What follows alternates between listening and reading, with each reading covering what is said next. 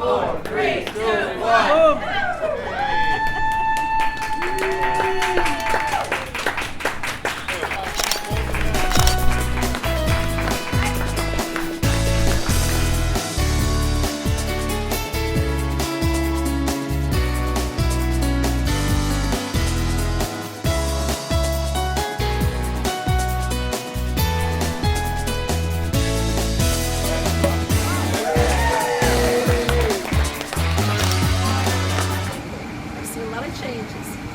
Going to be the finest hour for Brighton Beach with this project. This is just a wonderful way to go.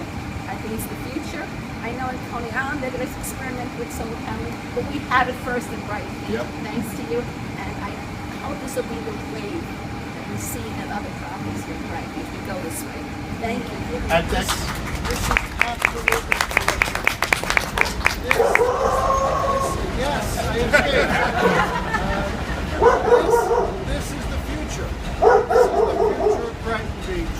Having worked here and lived here for more than 35 years, working with Pat and the Brighton Neighborhood Association, the issue has always been, what do we do with the bungalow area? What do we do with the lanes? I'm sorry to say that we have allowed monstrosities like that to be built in this neighborhood, which is totally out of character and shouldn't be here. What should be here is something like this, which is the future. And again, I congratulate you. I hope that this is the first of many, and that we can work with all the bungalow, what we call the bungalow area, to develop more housing like this. Thank you very much. Brighton Beach is a very special area. There are a lot of people in this world who would say different words about Brighton. Some of them positive, some of them negative. But this is something very, very new. This is the, if you will, it might be not a stereotype of Brighton Beach, but that's the positive one. so because we're standing here on the second anniversary of Hurricane Sandy, and because our district was very much involved in the process of rebuilding and mitigation, this is one of the wonderful examples of how you can mitigate the future storms. God forbid they happen. This is the project that's the epitome of alternative energy, a wonderful artistry inside, and it's just the building that people will love to live in. Isn't it something that we're all looking for? The apartment where we can come in and have a great time by entering the building, by going by the staircase instead of the elevator. It's just a wonderful, great building. We want to thank you for completing this incredible project, and hopefully it will become a role model for other developers, not only in Brighton Beach, but beyond. And of course, on behalf of New York State Assembly, both Stephen Cymbrowitz and I, we have a special certificate of merit from New York State Assembly on the day of the completion of this project. Thank you very much. The little touches, the pictures of Coney Island, and I know that you are a supporter of Brighton Beach and Coney Island as well as Ellen, and I want to congratulate you on your Brighton Green projects. Keep it up, keep up the great work, and all the people that work so hard, project manager Michael Parisi, you work so hard and you're here every day, and all the people that had a hand in it, I congratulate all of you. Thank you. Good job. This is a great building, though. Really, this is something that I was I'm Alan Bigelow from a group called Solar Punch. I am a physicist at Columbia University as well. And in the work that I do typically during the day, I'm a particle accelerator physicist and a laser physicist. But at the same time, I'm a musician. And the group that I have co-founded called Solar Punch is typically playing outdoors using solar energy to power up our amplifiers. I'd like to play a song which I wrote within the past 2 years. I heard that today is the 2nd year anniversary of Sandy, and I'm very impressed that the building survived. It was just getting going, but also that the community has survived. So Sandy was a huge wake-up call for us, and here on the Eastern Seaboard, we really hadn't experienced it much like this before. So this song is on our new album, which is called Sora Yatra, which means solar trek. This instrument is actually called a cymbrowitz. It's a Turkish instrument, and I found that it was quite light. So for our trek, we modified to become more of a bluegrass band. Shattering expectations, dressed in sassy pants, a fiery reputation, lights out in a flash, great anticipation, running for the wine, leading desperation, higher ground, time to hide. Sandy's calling. You can help sing on this. Sandy's calling.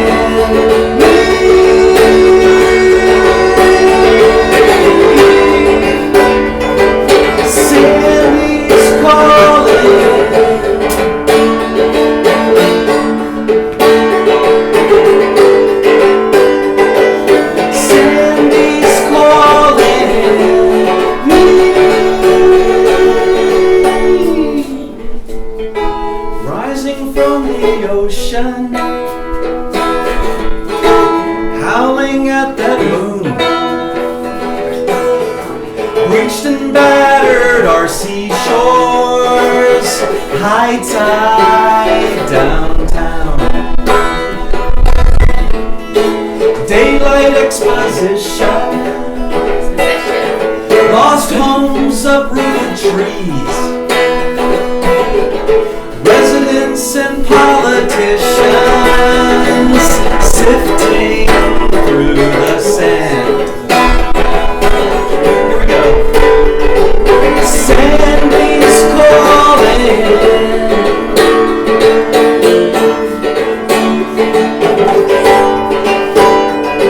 Sandy's calling me.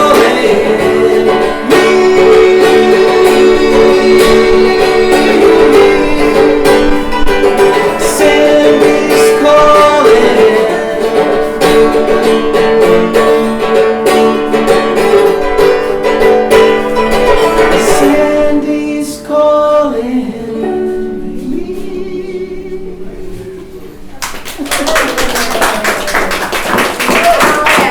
Thank you very much.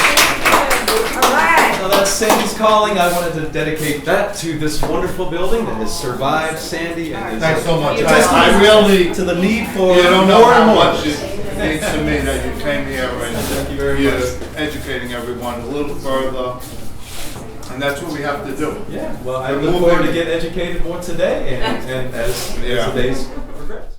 On this wonderful building. I'm so glad you're the one that took this on. I'm even more proud that it's in Brooklyn.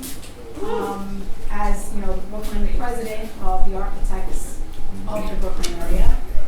This is delightful to be here. Yeah, and they all got to see it also and hear Yeah. lectures about it. And yesterday, we brought, and Monday, we brought 6th and 7th graders, 2 classes from Manhattan. Erica took the 6th graders on Monday, and I took the 7th graders on Tuesday, and 30 of them went through every inch and asked questions that I had never heard before, but loved it, and all said, the worms aren't actually that bad down there. We thought it it was going to be more smelly. More smelly. But they really had a good time, and very much kudos to their teachers. I think the elementary school is doing a futurist design, Future City. So they brought them here as a little bit of an inspiration to make a design in their classes, which is really nice to see them starting at that early age. This building to me was a product of probably a thought that I had when I was 6 years old visiting the 1965 World's Fair, which inspired me to maybe do the things I do and, you know, be an architect and those things. But, you know, I have to say it's been a long road. Nothing that is worth anything comes easy, and believe me, we struggled a lot here to get this done, and I really appreciate all our friends, and I consider the Brooklyn area one of our friends, and thank you Most for your help. definitely. And not only is it a great feat in design and in energy efficiency, but it's a space that when people walk in, they're happy. And I think that that's probably the greatest thing, at least for me, when I design a space and Right. make people happy. That's the Right. best gift. So I've got this New York Solar Energy Society, but we actually raise money to educate children, families, and now professionals and teachers about energy efficiency and renewable energy. So I'm sitting down in the city council, public hearing, on Thursday. I was sitting in this plastic chair for 5 hours, listening to folks talk about why don't we have building codes? Why don't we have more ground source heat transfer for heating our buildings? Why don't we have more solar thermal? It's not just photoelectrics. This building runs on a lot of different technologies that is not just having PV panels. But in the minds of everybody, it's all, ooh, solar PV, electric panels on the roof. I like them, I don't like them. They're too expensive. They're very inefficient compared to the other renewable energies. What's the temperature under this ground in this building? It's Well, we've raised it to 70 degrees. It's supposed to be 55. Yeah, it's about 55 degrees. In the summer, you're raising it because you're doing your cooling. Right. In the winter, guess what happens to that 70 degrees? So all my free heat. Bring it on in. Why All my are we free. doing just so that's what you can't see. You can see all that PV, photoelectrics, but you can't see ground source heat transfer. And it's the most important way to get rid of gas lines coming through all of our neighborhoods. Oh, fracking. Ah! Bad fracking. Many other, our buildings are using what? The number 6 oil, which makes the big polluting blast of black smoke above buildings. We're supposed to convert over to cleaner oil or to natural gas. Why don't we do ground source heat transfer? It's 54 degrees under this building. It warms up during the summer because you do your cooling, and then you begin to use that in the winter. Makes sense to me. So thank you, everybody.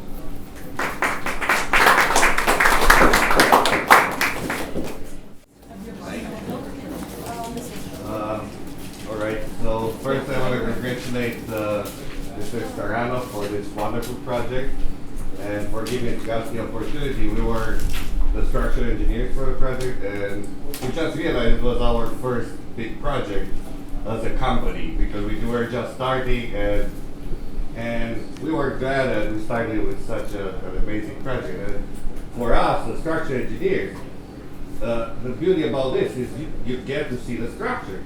It never happens. Everywhere. Inside, outside. Everywhere. You have structure. So if you look around, everything you see was designed and it was optimized and really optimized because we were trying to keep it affordable and we kept trying to keep it as a low cost. And you can see also that you have the internal structure and you have the outer structure, which is just for the solar panels and the wind turbines that will come, which wasn't supposed to be in contact with the interior structure because then you would break the thermal bridging between outside and inside. And I don't want to talk much about structure because it's just structure, but No, it's very interesting. He's modest. yeah. I asked him, I said, we can't bring a crane here because it's so narrow, the property, it's impossible. He says, you're going to build a 6-story building without a crane? I said, yes. you must make sure every single piece is light enough that 2 men could carry them. Every single piece of this building was hand walked down, not this beautiful garden path you see, that narrow little walkway that exists going the other way, which used to exist there, and then raised with block and tackle like they were building in the 1400s. And they built this whole building that way based on his design, and we didn't want to hide that. So all of the structure in the apartments is exposed so you could see it. I get the most comments from the kids, especially on the turnbuckles. They're like, what happens if I loosen that a lot? I said, well, you better ask your mommy and daddy to leave the apartment because it may like start to roll down. And they're like, really? And I'm like, yeah. So they're very, very like conscious of the fact that an action that they do will affect something so dramatically. And everyone loved the aesthetic. We're very happy with it.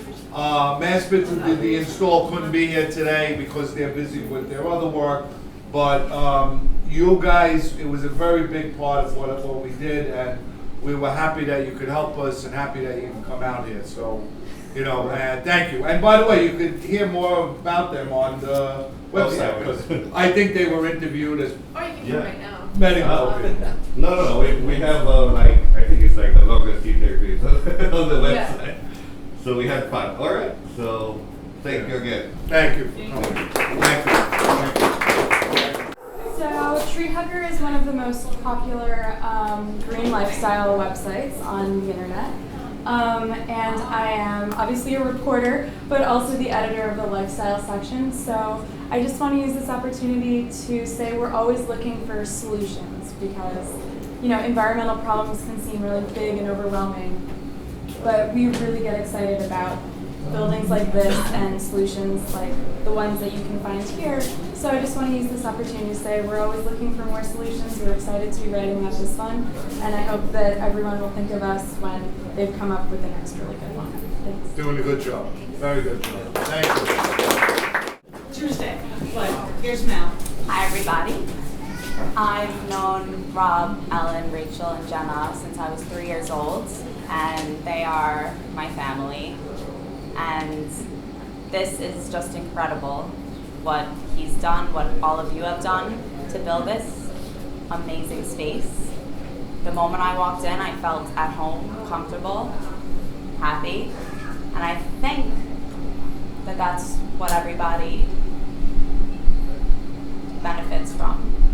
Just walking in somewhere and feeling comfortable. And here in New York City, it doesn't happen quite often, so thank you everybody for working hard and putting this space together. That's all I wanted to say. Hello, Scott Yannick, Laurel Environmental. So we got involved in this when it was just a piece of property with a lot of rubble on it, and we had to do a lot of testing, and we brought it through the brownfields program in the city.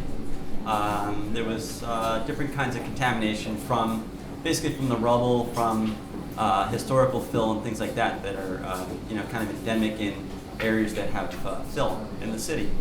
And so we basically did a lot of testing. Rob will attest to that. We cleaned up, hazardous levels of lead that were here on the property, and we got it to the point where it was certified green by the city. We got the first certified green property in the city. And Our first plaque, by the way. first plaque. and then the other thing that we did besides the testing and the cleanup and all that was we helped with the geothermal installation. And we have a very small drill rig that was basically the only thing that could fit down this narrow passageway. We have some pictures of it, just kind of squeaking down the alleyway. And we put in how many?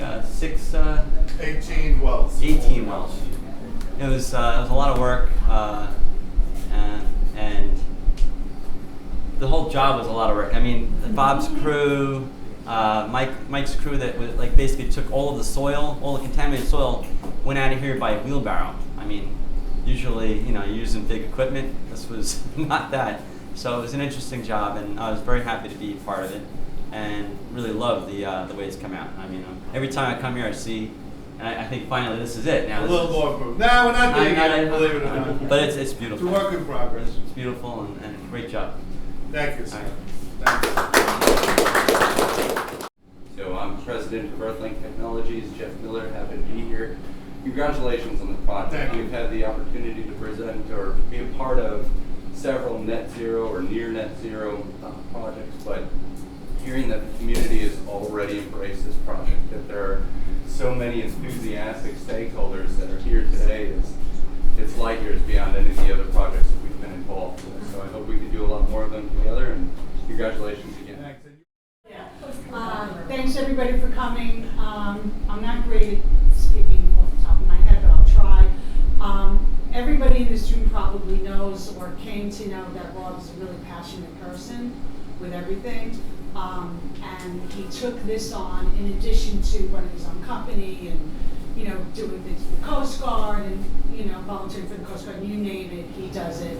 And what he's accomplished here is really quite amazing. I don't even understand a lot of the technologies, but it's just fascinating. It's amazing what he's accomplished. He's already talking about doing the next one.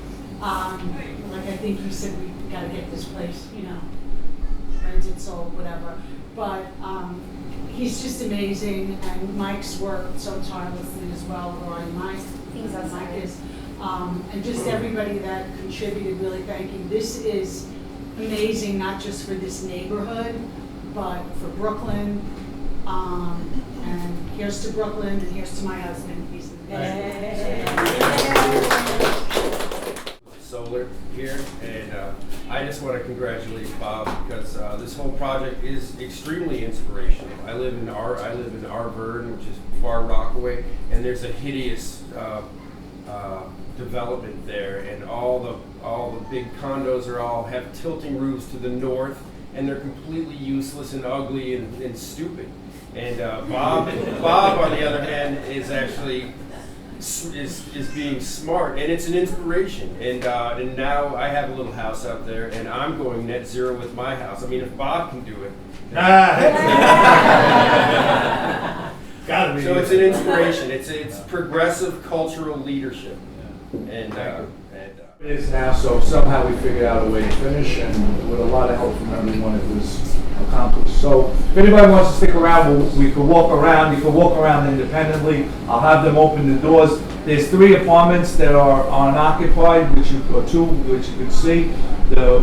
My prize, which is on 2B, and 4A, and then the common roof, and then I'll be walking around too. If you have any questions, well, please feel free, walk around, look at the stuff, open the doors, touch stuff. Just don't tell me if you get hurt.